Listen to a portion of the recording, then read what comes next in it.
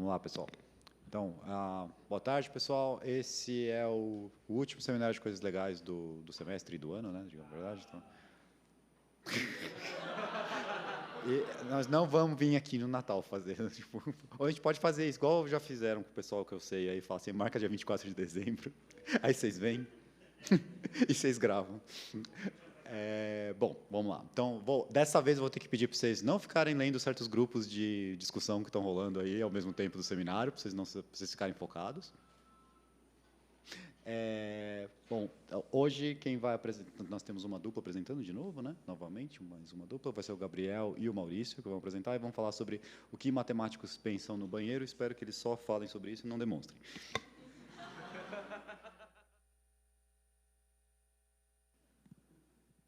Oi, gente. Bom, eu sou o Gabriel, esse é o Maurício, e a gente vai apresentar o seminário que matemáticos pensam no banheiro.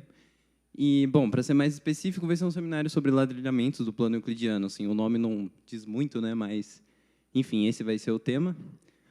Bom, só quem é a gente, né? A gente é aluno do programa de pós-graduação da matemática, a gente entrou no mestrado esse ano, mas a gente está aqui desde 2019, então, enfim, muitos rostos conhecidos. E é isso. O Maurício vai começar contando uma história para a gente, para introduzir o tema um pouco.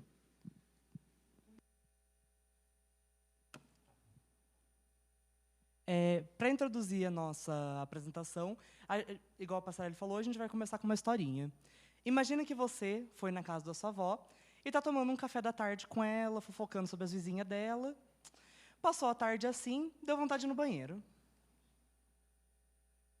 Daí você foi lá no banheiro, está fazendo suas necessidades, e pega seu celular para mexer no TikTok enquanto está lá. Infelizmente, a bateria do seu celular acaba. E você, sem nada para fazer, num mar de tédio, começa a ficar zanzando assim com os olhos pelo banheiro, procurando alguma coisa para prestar atenção. E a primeira coisa que mais chama atenção é o tapete da sua avó de galinha. Esse tapete circular, que você percebe a estranha relação dele, que se você pegar e girar ele em um ângulo específico, o tapete fica a mesma coisa. O que você achou muito interessante, mas você acabou de fazer suas coisas e decide tomar banho. Porque estava muito quente e você suou bastante. E daí, você tomou o banho, está se secando, e você se olha no espelho. Quando você percebe quando você olha para o espelho, você percebe, nossa, outra simetria. Só que é diferente da anterior. Então, você acaba de se enxugar e vai sair do banheiro. Ao sair do banheiro, você se dirige para onde? Para o interruptor.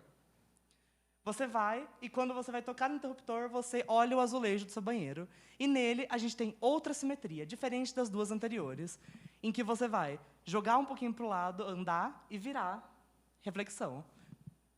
Bom, você, muito animado com tudo isso, chega na sua avó e fala, nossa, avó, eu vi um monte de simetria no seu banheiro, tinha tanta coisa legal lá. E daí ela, uma idosa com muito ávida por literatura, por arte, ela vai lá pegar um livro e te dar um livro do Escher. Você, que nunca ouviu falar dele, abre o livro e começa a folhear para ver quem que foi esse tal de Escher. Aqui uma fotinho dele, que tem na primeira página do livro, sempre tem essas coisas, ou não. É verdade. Que podemos chamá-lo também de MC Escher. Ele nasceu nos Países Baixos em 1898 e estudou na Escola de Arquitetura e Artes Decorativas de Harlem, não sei, acho que é Harlem, onde ele entrou, na verdade, em arquitetura e se mudou para artes gráficas, com auxílio, na verdade, com o seu professor incentivando ele a fazer isso. E esse professor foi Samuel Giruzum de Mesquita. Esse professor ele foi de grande inspiração para a carreira artística do Escher. Mais dois pontos que a gente pode destacar sobre a carreira artística do Escher, que foram dois pontos que realmente mudaram o modo como ele via a arte e como ele ia fazer as artes dele, são o Palácio de Alhambra, que a gente vai falar um pouco depois, e os trabalhos relacionados às simetrias e tesselações de matemáticos, por exemplo, do Polya. Bom, quem foi esse tal de Polya? Ele dividiu as simetrias do plano em 4. Ele classificou que só existem essas. De rotação, bem normal, de reflexão, de translação e de reflexão com deslizamento. 3 das 4 a gente podia ver no banheiro. E ele, além disso, dividiu essas simetrias em 3 grandes grupos, que a gente vai chamar de padrão de Rosetta, que são os tipos de imagem que só tem simetria de reflexão e rotação, os padrões de friso, ela só se move para uma direção, e os papéis de parede, que se movem para 2 direções. Com direção, eu quero dizer assim, e não só assim. Bom, então aqui só um detalhe, tipo, o Polya fez essa classificação dos grupos de simetria de uma imagem, dos grupos discretos, né? Mas ele não foi o primeiro a fazer isso. Na verdade, teve um russo que veio antes dele que publicou esse tipo de trabalho assim, mas o Polya não sabia. E na verdade, assim, a gente hoje em dia estudando ladrilhos de palácios, tipo o Palácio de Alhambra, a gente sabe que artesãos muçulmanos assim já tinham todo esse tipo de intuição assim e trabalhavam muito bem com essas simetrias. Então, é tipo um conhecimento matemático assim que já é meio ancestral assim, tipo de outras culturas e esse foi o trabalho que o Polya teve contato, mas ele está longe de ser o primeiro assim, o trabalho original assim. Então, era isso. A gente não vai focar muito nesses trabalhos, mas se vocês querem saber mais sobre, vocês podem ver a palestra de Coisas Legais do Marcelo Viana, que tem no YouTube de 2019. Bom, mas vamos falar um pouco desse professor que influenciou, teoricamente, a carreira artística do Escher. Teoricamente, não porque a gente não sabe se ele influenciou, mas teoricamente, porque sim. Ele é um artista holandês, que a sua arte era praticamente composta de estilogravuras, litografias e meios tons, que é o estudo das cores meio mortas, assim, tipo cinza. E ele dedicou a sua carreira principalmente à exploração do infinito de padrões geométricos. Mas, infelizmente, ele foi executado pelo Holocausto, junto com a sua família. Mas a gente decidiu trazer, não de maneira mórbida, algumas obras dele, que dá para perceber bem o estudo de perspectivas e de cores. Bom, mas vamos voltar, teoricamente, para quem é esse início do seminário, ao Escher. O Escher, ele tem trabalhos que são muito conhecidos, e, na maioria deles, a gente pode detectar 4 características muito comuns neles, que são as simetrias, as perspectivas, o jogo de cores e os encontros de padrões. Uma clara inspiração do seu professor. Como, por exemplo, nessa daqui. Só que a gente vai, agora, dividir as obras do Escher por tempos e lugares que ele esteve nesse período, que ele viajou até que por bastante lugares da Europa. Bom, nesse período que ele esteve na Itália, a gente consegue perceber que é uma arte que foge um pouco das artes que estamos acostumados quando pensamos no Escher. Que temos aqui um jogo de perspectivas, cenários, e um pouquinho assim do que a gente conhece nesse pássaro, porque dá para ver um pouco de simetria, por exemplo, nas asas dele. Mas uma coisa muito interessante desse período que ele ficou na Itália foi quando ele visitou pela primeira vez o Palácio de Alhambra, que foi lá que ele conheceu o grande amor da vida dele, que é o Palácio, e também, na Itália, foi quando ele conheceu a esposa e teve os 2 filhos. Então, após esse período, ele se mudou para a Suíça. Aqui é Suíça e Bélgica, porque, como vocês podem perceber, o tempo é bem curtinho, assim. E daí, quando ele foi para a Suíça, o grande destaque da parte da Suíça foi que ele foi visitar pela 2ª vez o Palácio de Alhambra, em que ele ficou 3 dias, e ele fez anotações do palácio, ele notou padrões, ele fez suas próprias tesselações assim, e ele ficou muito encantado com o palácio e decidiu meio que reestruturar toda a arte dele. Aqui umas fotinhas do palácio, que é bem interessante, dá para perceber esses padrões assim de tesselações, que eles são bem diferentes assim. Eles são bem bonitos, acho que ficou muito encantado com eles. E logo depois desse período, ele decidiu fugir da Suíça, não por conta da guerra, mas porque ele achou meio que o padrão de vida miserável, e depois ele foi para a Bélgica, onde ele ficou 1 ano, 2 anos, porque daí realmente ele fugiu da guerra. Bom, e após ele visitar o Palácio de Alhambra, a gente tem alguns esquetes que ele fez, que a gente consegue encontrar, tipo assim, que vocês conseguem perceber que o padrão de arte dele deu uma boa mudada, que ele começou a trabalhar bastante com tesselações a partir disso. Foi nesse período que ele teve contato com os trabalhos do Polya, assim, inclusive através do irmão dele. Ele cresceu numa família que tinha pessoas que faziam ciência, assim, etc. e tal. E, bom, daí ele estudava esses diagramas. Assim, ele não entendia exatamente a matemática, mas ele copiava os diagramas, ficava estudando, e era uma coisa intuitiva. E daí ele produziu um livro de esboços, assim, aqui a gente vê alguns prints desse livro, que depois ele usou para desenvolver em outros trabalhos, assim. Então, esse foi uma série de estudos que ele fez, que foi meio que o primórdio, assim, da produção de tesselações dele. E após ele fugir da guerra da Bélgica, ele voltou aos Países Baixos, onde ele nasceu, onde ele continuou os estudos dele, por exemplo, sobre formas geométricas e perspectivas, como vocês podem perceber em algumas das figuras. Ele não abandonou em nenhum momento os ensinamentos do professor dele, inclusive, ele só aperfeiçoou ao mesmo tempo que ele expandiu o seu estilo de arte. Como vocês podem ver, por exemplo, nesses, que temos aqui também um ótimo trabalho de perspectiva e de algumas noções distorcidas da realidade. Uma coisa muito interessante que a gente pode falar sobre o Escher é que, mais ou menos nesse período, foi quando ele começou a chamar a atenção de matemáticos. Por exemplo, temos aqui uma das primeiras representações do Escher sobre o infinito, porque ele era fascinado sobre o infinito de maneira parecida com o seu professor, em que, mesmo sem entender muito sobre o tema, mesmo sem ter formação, ele gostava de fazer obras desse tipo. Por exemplo, nessa, a gente consegue ver os lagartos convergindo para o centro. Ele chamou tanto a atenção dos matemáticos que ele foi convidado não só para mas para mais ICMs, que é Congresso Internacional de Matemática, onde ele conheceu, aqui mais uns trabalhos sobre infinito, onde ele conheceu nesse CM o Koster, que foi um dos criadores de uma das primeiras representações do plano hiperbólico, que é essa primeira figura aqui.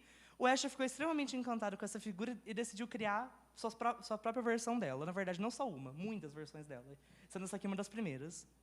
E só um comentário, assim, meio de curiosidade. O Escher atraiu a atenção da comunidade de matemáticos, mas não só, assim, a galera, tipo, contra a cultura, o pessoal hippie, assim, adorava as coisas que ele fazia, achava muito louco. E teve uma série de bandas, assim, que pediu para usar trabalhos dele como capa de álbum, assim, e algumas realmente utilizaram, mas ele parecia não gostar muito. Então, tipo, teve essa ocasião em que o Mick Jagger mandou uma carta para ele. Ele queria fazer uma capa de álbum do Rolling Stones, e era uma coisa, assim, meio forçando uma intimidade na carta, e o Escher não gostou, e ele respondeu, eu não vou deixar vocês usarem. E, no fim, eles usaram outro, assim, foi muito engraçado. Mas só de curiosidade. Agora, não trocando totalmente de assunto, a gente vai começar a falar sobre ladrilhamentos. Por que não trocando totalmente de assunto? Bom, porque a base para vários desenhos do Escher eram ladrilhamentos com figuras geométricas, como dá para perceber um pouco por essa figura, em que a gente começa com quadrados e meio que vai distorcendo elas para outros tipos de figuras, talvez um pouco mais abstratas ou não, porque o Escher gostava de fazer animais, geralmente. Mas o Escher, como dá para perceber por essas figuras, ele gostava bastante de trabalhar com formas geométricas, distorcendo o formato delas, e ele gostava tanto de trabalhar com elas que ele desenvolveu notações próprias e formas próprias de identificar elas, que são análogas às que já existiam e às que existem até hoje, só que ele gostava tanto que desenvolveu meio que uma nomenclatura própria para isso. Mas daí a pergunta que fica é, se dá para preencher o plano com todas essas coisas que a gente acabou de falar, ou não, que tipo de polígonos, que são figuras mais simples, a gente consegue ladrilhar o plano? Bom, algumas são até bem simples de se falar, outras não. Por exemplo, os triângulos, a gente já sabe que eles ladrilham. Pega um triângulo qualquer. A gente desenhou ele assim. Para a gente conseguir ladrilhar o plano com ele, é bem simples. Você faz uma cópiazinha dele, coloca colado em cima, vai gerar um paralelogramo. Agora, é só colar um do ladinho do outro, que os paralelogramos, com certeza, vão ladrilhar o plano. É bem visualzinho, assim. Daí, vamos aumentar a complexidade, ou seja, vamos aumentar um vértice. Os quadriláteros. Os quadriláteros também vão ladrilhar. Mas agora, os quadriláteros eles têm uma característica um pouco interessante, porque eles são o primeiro polígono que consegue ser convexo. Mas, mesmo assim, eles vão ladrilhar o plano. É só você conseguir encaixar de alguma maneira esperta. Agora, a gente vai começar a ter os problemas, porque apenas alguns pentágonos e hexágonos conseguem ladrilhar o plano. E outra coisa que a gente consegue dizer também é que, a partir 7 lados para frente, não ladrilham se for convexo. Bom, agora eu continuo. E como é que usa isso aqui? Não. Esse passa para frente. Ok. Bom, a gente não vai falar sobre o problema dos polígonos com mais de 7 lados. Isso é basicamente uma consequência da fórmula da característica de Euler. Na verdade, você pode usar esse mesmo método assim para estudar em outras superfícies, tipo ladrilhar outra superfície, você usa esse mesmo resultado, característica de Euler. E ele já é conhecido há muito tempo, assim, tipo, o que ficou realmente em aberto durante vários anos e até muito recentemente foi classificar pentágonos e hexágonos, que é o que a gente vai falar agora. E, bom, A gente fala que o primeiro trabalho que fez isso seriamente, atacou o problema metodicamente, foi do Karl Reinhardt. Sim. Ele foi um matemático alemão, ele trabalhou com o Hilbert durante um tempo e ele abordou esse problema na tese de doutorado dele em 1918. Na tese dele, ele descreveu 5 tipos de pentágonos e 3 tipos de hexágonos. Os 3 tipos de hexágonos, ele conseguiu mostrar que bastavam para classificar todos os hexágonos que ladrilham um plano. Então, o que isso quer dizer? Que se você tem um hexágono, você consegue produzir uma cobertura para o plano com esses hexágonos, então eles pertencem a um dos 3 tipos.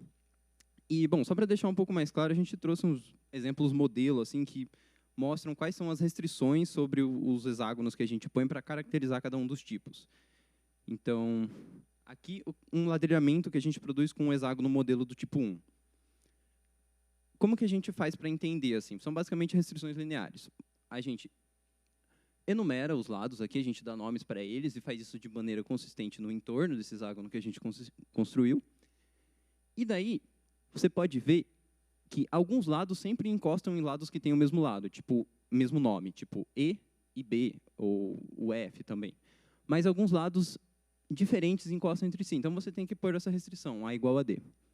E aí você faz a mesma coisa para os ângulos. Nesse caso aqui, os ângulos A, B e C sempre se juntam num vértice e somam 2π. Então, essas duas restrições caracterizam o tipo 1. Então, são restrições desse tipo que caracterizam um tipo. É, tipo, bem simples assim. Aí, um exemplo modelo do tipo 2.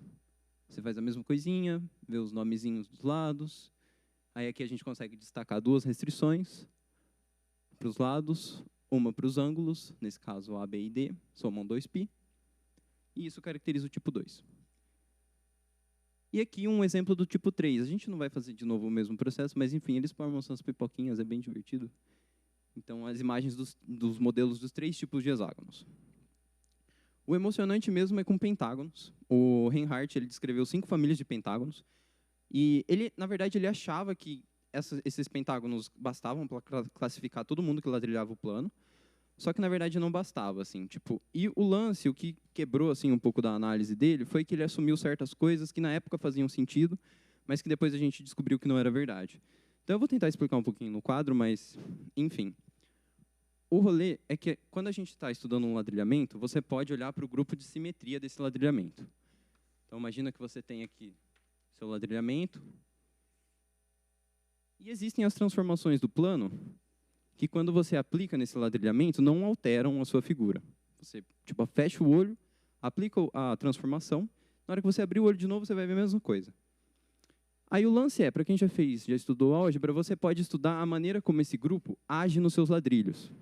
Então, vamos supor, você selecionou esse ladrilho, você pode ver quais são os outros ladrilhos desse plano que você consegue atingir a partir desse, só aplicando transformações do grupo de isometria. Então, você pode atingir esse, por exemplo, esse daqui. Então, o que a gente está fazendo aqui, basicamente, pega 2 ladrilhos. Se existir um jeito de você arrastar um no outro sem alterar a figura, você fala que esses 2 ladrilhos estão na mesma órbita. O Reinhardt acreditava, assim como o Hilbert, porque isso tem a ver com o 18º problema de Hilbert, que não existia nenhum polígono que, quando ladrilhava o plano, definia órbitas disjuntas. Ou seja, eles acreditavam que todos os polígonos... quando você produzia um ladrilhamento do plano, ou pelo menos todos os polígonos possuíam pelo menos um ladrilhamento do plano, cuja ação do grupo de simetria era transitiva. E o Reinhardt assumiu isso. Só que isso era mentira. O 18º problema de Hilbert foi finalizado antes da descoberta das outras famílias de pentágonos, mas, enfim. Em 1968, esse matemático Richard Kirchner, americano, da Johns Hopkins, descobriu mais 3 tipos de pentágonos, simplesmente não assumindo que todos os ladrilhamentos tinham que ser transitivos. A ação do grupo tinha que ser transitiva ali. E daí ele falou uma coisa muito legal, ele disse que a lista dele estava completa, mas ele não ia demonstrar porque ele ia ter que escrever um livro muito grande. Beleza, o problema passou um tempo, ficou em aberto. Em 1975, o Martin Gardner, que é muito conhecido por escrever colunas de divulgação matemática, né, na Scientific American, fez um artigo sobre o problema dos pentágonos e descreveu o que se conhecia até então sobre esses pentágonos num tom assim para matemáticos amadores, pessoas que só queriam saber um pouco mais. E daí o que rolou foi que um cara completamente aleatório, chamado Richard James III, um cientista da computação, encontrou mais um tipo de pentágono, desbancou lá o cara da John Hopkins. E ele estava basicamente investigando umas coisas relacionadas a octógonos, assim, foi meio... tinha a ver com o que ele fazia e tal. Mas o legal mesmo é que, nesse mesmo período, uma dona de casa americana chamada Marjorie Rice descobriu mais 4 tipos. Tipo, a mulher era uma máquina, assim, ela ficou meio que fissurada com o lance dos pentágonos. Ela nunca teve educação formal em matemática, o que deixa mais impressionante, assim, ela terminou o ensino médio e casou e tal. E ela assinava a revista para os filhos dela, e quando eles iam para a escola, ela ficava em casa lendo. E daí ela desenvolveu toda uma anotação dela, assim, um lance meio tipo... Era uma investigação força bruta. Ela produzia ladrilhamentos do plano e tentava olhar as restrições lineares que você tinha entre os lados e os ângulos dos pentágonos. E com isso ela descreveu mais 4 tipos de pentágonos, né? Enfim, ela morreu em 2017. O Maurício quer. Um comentário muito legal que dá para fazer tanto sobre ela quanto sobre o Escher é que nenhum deles tinha formação de matemática em si, mas eles, de certa forma, conseguiram desenvolver coisas de matemática. Uma citação do Escher, por exemplo, ele diz que, quando ele era criança e durante toda, por exemplo, a educação dele, que ele sempre foi muito ruim de matemática. O melhorzinho ele era de geometria, porque ele conseguia desenhar e enxergar. Porém, ele ficou muito surpreso, principalmente quando ele teve contatos com todos os matemáticos, que matemática não é só o que a gente aprende na escola, e sim propor problemas e inventar soluções para eles. Tem até uma matemática americana que estudou bastante os trabalhos do Escher e tal, e a gente leu assim em algum momento que ele demonstrou pelo menos uns 2 teoremas em geometria, sem saber que ele tinha demonstrado, porque ele não tinha linguagem e tal para escrever as coisas, mas enfim, estava lá nos trabalhos dele, ele usava aquilo como intuição. Enfim, ele demonstrou, mas não sabia. Bom, voltando para os pentágonos. Os 4 tipos que a Marjorie Rice descreveu não finalizavam o problema. Em 1985, um estudante de matemática alemão, encontrou mais um tipo. Em 2015, o Kaiserman, da Universidade de Washington, acho que é do estado de Washington, na cidade, ele descobriu o 15º tipo utilizando prova assistida por computador. 2 anos depois, esse cara, Michael Hall, aí meio que cortou a frente de todo mundo e finalizou o trabalho da galera de Washington e demonstrou que esses 15 tipos eram todos, assim. Tipo, ele fez uma prova meio força bruta também, assim. Tipo, ele viu quais as restrições que um ladrilhamento por pentágonos tem nos lados e nos ângulos do pentágono, verificou as possibilidades, eram finitas, e um argumento assim de tipo verificar se existia ou não contra-exemplo para cada um dos tipos. E existia para todos, menos para os 15 tipos que já se conhecia. Então, meio que esse problema foi finalizado em 2017. Bom, enfim, aqui a gente falou só sobre ladrilhamentos com um polígono, né? Esse problema já foi completamente resolvido, mas existem muitas outras questões em aberto, assim, tipo, dá muito pano para manga esse lance de ladrilhar com polígono, que parece ingênuo, mas na verdade não é. Então, aqui uma imagenzinha usando outros polígonos. Essa imagenzinha aqui é daqueles que a gente chama de ladrilhos arquimedianos, mas enfim. E daí aqui, essa imagem de baixo tem a ver com isso que eu falei do 18º problema de Hilbert, que a galera investiga. Tipo assim, eu falei das órbitas, né? Então, você pode ter uma órbita, você pode ter 2. A galera quer saber, existe um ladrilho que, quando você faz uma tesselação dele no plano, ele define sempre k-órbitas. Tipo, k-órbita, o grupo de simetria age definindo k-órbitas. E tipo, o lance é que a galera não sabe, assim, o recorde mundial atualmente acho que é 10, que é essa imagenzinha toda esquisitinha aqui. Só que ninguém sabe provar muita coisa sobre isso, e a área meio que não avança, porque também é meio recreativo e tal, não tem muita aplicação, né? Mas é um problema meio esquisitinho aí, que tem a ver também. Bom, enfim. Agora a gente vai mudar um pouco o foco e falar sobre ladrilhamentos aperiódicos. Eles são um pouco mais tortinhos, assim, e para introduzir o assunto, o Maurício vai contar uma historinha para a gente. Bom, mas essa historinha não é fictícia, pelo menos. Para falar sobre ladrilhos aperiódicos, a gente começa falando sobre Roger Penrose, que ele é um físico que também atualmente ganhou uma Nobel, então ele é bem conhecido, e que ele tinha uma amizade muito legal com o Escher.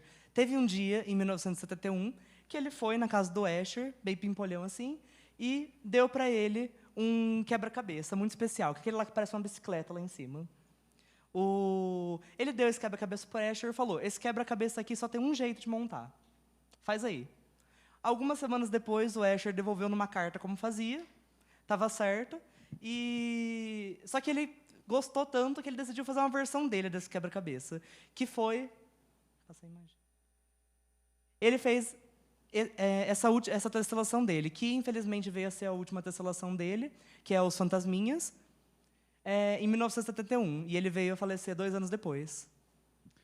Bom, meio triste, né? Mas, tipo, o lance do Penrose é que ele realmente gostava muito de coisas mais recreativas, assim, como matemática, até por conta do pai dele.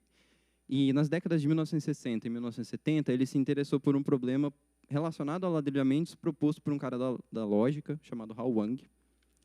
E esse problema tinha a ver com esses dominós dessa forma, assim, e o Hao Wang queria saber se, dado um conjunto de dominós desse jeito, existia um procedimento computacional que determinava se você consegue ou não produzir um ladrilhamento com ele. Tipo, se você começar a encaixar, você não vai ficar travado em algum momento. Ele achava que existia. Ele escreveu um algoritmo supondo uma coisa sobre ladrilhamentos relacionados àquilo que a gente chama de periodicidade. Então, o que é esse lance da periodicidade? A gente fala que um ladrilhamento é não periódico se ele não possui simetrias que são translações. Então, isso não é muito difícil de entender. Aqui uma imagem. Por exemplo, esse ladrilhamento por triângulos aqui azul, ele é periódico, porque você pode arrastar ele para cima ou para o lado e você mantém a mesma estrutura. Agora, se você pegar e inverter um triângulo, você já quebrou a simetria por translação. Não dá mais. Então, não é muito emocionante produzir um ladrilhamento não periódico. O que é emocionante é você produzir um conjunto de ladrilhos aperiódico. Que daí o que isso quer dizer? Quer dizer que qualquer configuração que você conseguir montar para cobrir o plano, você não vai ter uma simetria por translação. E, bom, o lance é... O primeiro conjunto de ladrilhos aperiódicos foi proposto pelo Robert Berger, que era aluno do Hao Wang, como contra-exemplo do algoritmo que o Hao Wang tinha feito para os dominós dele. Mais tarde, esse mesmo cara mostrou que o problema do Hao Wang era equivalente ao problema da parada em máquinas de Turing e coisas assim, então meio que não tinha como mesmo o algoritmo existir. Mas, enfim, ele usou apenas 20 mil e poucos ladrilhos para construir o primeiro ladrilhamento aperiódico, mas ele meio que não precisava de tudo isso. Em 1971, esse cara fez um com 6. E em 1974, o Penrose aparece de novo na nossa história, ele faz um com 2. E a gente vai falar desse ladrilhamento agora, ele tem estruturas legais, assim, não é fácil encaixar eles. E, bom, então agora um guia rápido para ladrilhos de Penrose, porque a gente não tem muito tempo, né? Então, o que são esses ladrilhos? Esse é um conjunto de ladrilhos aperiódicos. Então, são essas duas peças que a gente chama de dardo e pipa. Esses nomes, se eu não me engano, foram dados pelo Conway.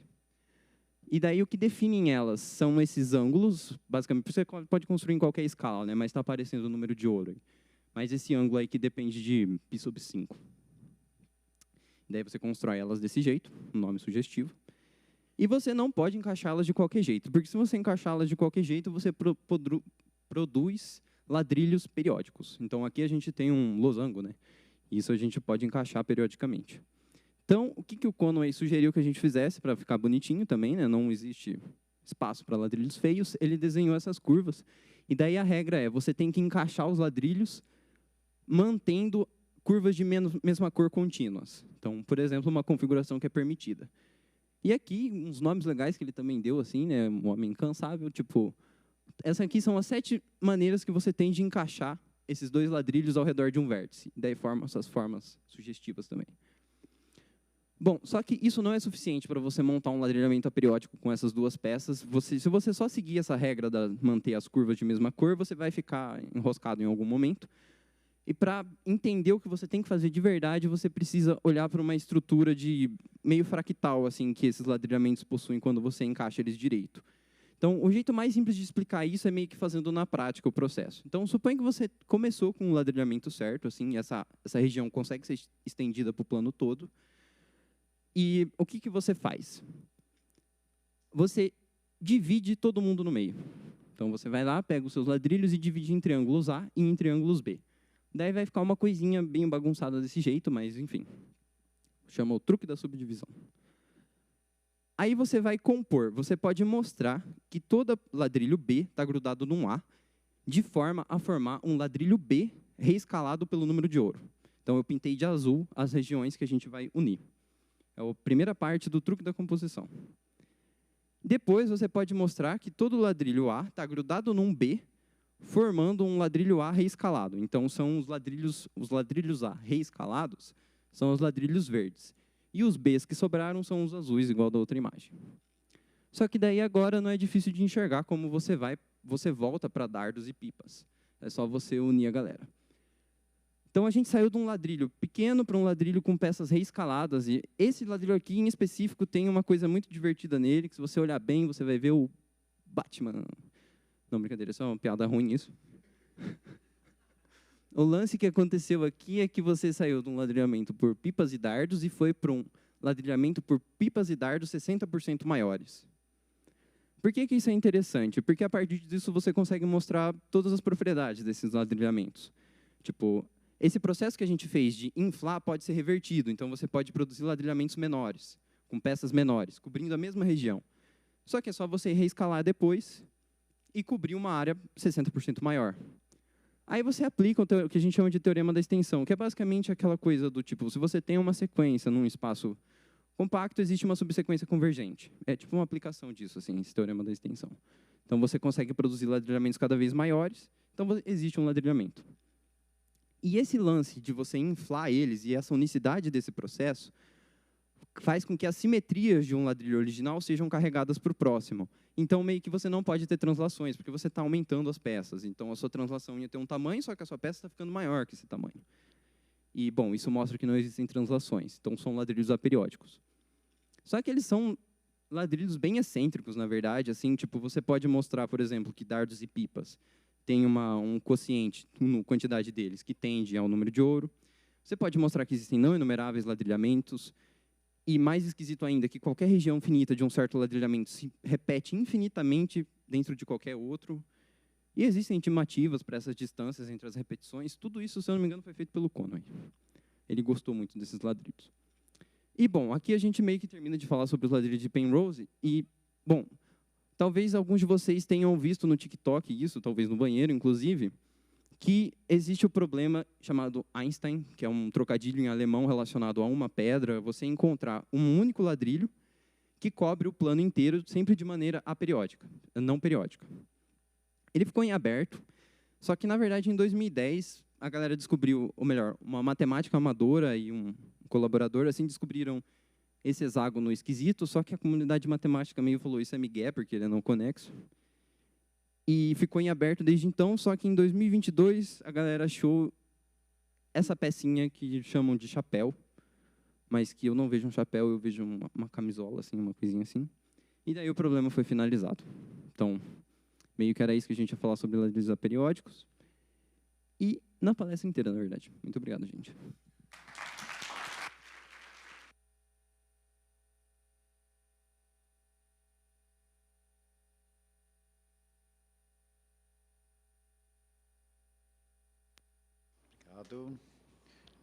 Perguntas? 3G? Vai o microfone. Já te dar um controle de ar-condicionado.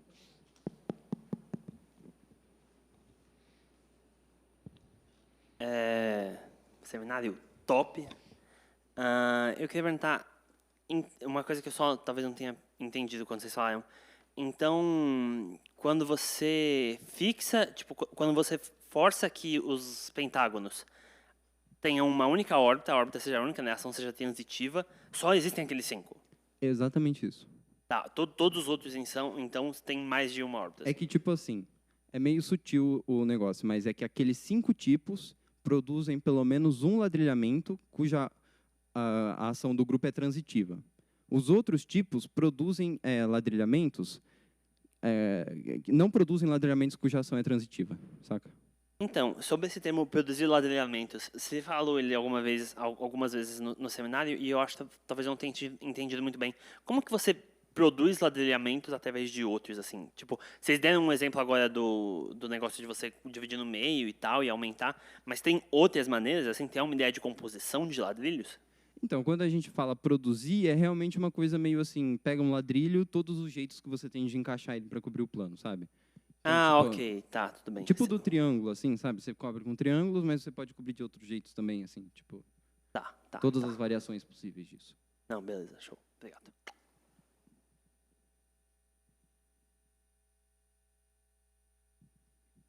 Nessa conta do Conway das pipas e dardos, o número de ouro é essencial para a conta dele ou tá lá só de, sei lá, esoterismo assim? Tipo, ele usa que é o número de ouro? É essencial que seja o número de ouro? Cara, é porque se fosse um número racional, seria periódico.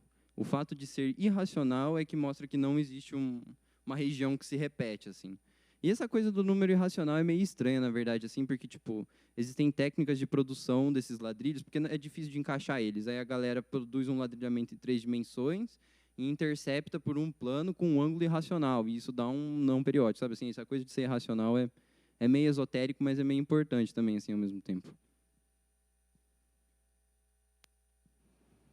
Mais alguém? Não? Bom, então vamos agradecer novamente.